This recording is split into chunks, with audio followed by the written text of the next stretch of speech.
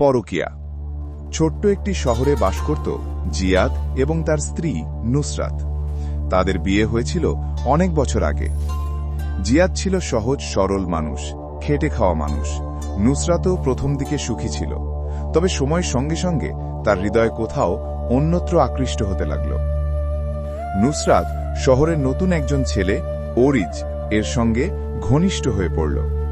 ওরিজ ছিল চটপটে, সাহসী এবং নুসরাতের জীবনে এক অজানা আনন্দ নিয়ে আসত।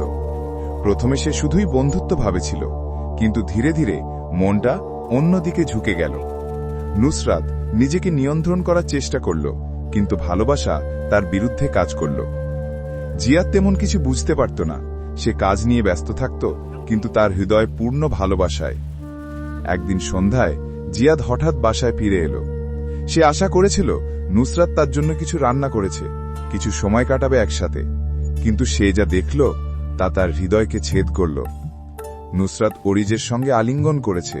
এক চরম সময় জিয়াদ প্রথমে বিশ্বাস করতে পারল না। চোখ কেঁপে উঠল, হৃদয় ভেঙে পড়ল। সে শান্তভাবে বলল, নুসরাত, কি তুমি সত্যি?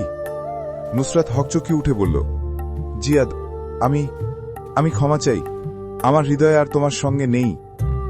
জিয়াদের চোখে অজস্র প্রশ্ন, কষ্ট এবং হতাশা একসাথে জমল।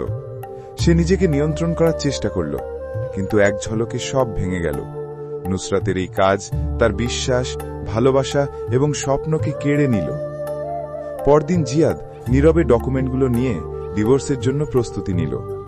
শহরের মানুষ তাকে দেখল, কেউ বোঝার চেষ্টা করল, কেউ কেবল ফিসফিস করল।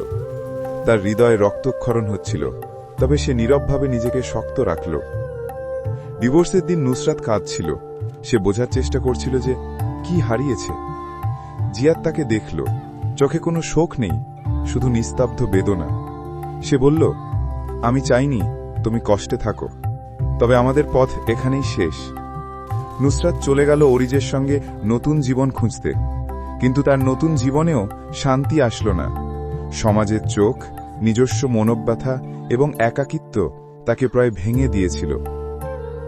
জিয়াদ একাকী হলেও তার মন শুদ্ধ ছিল।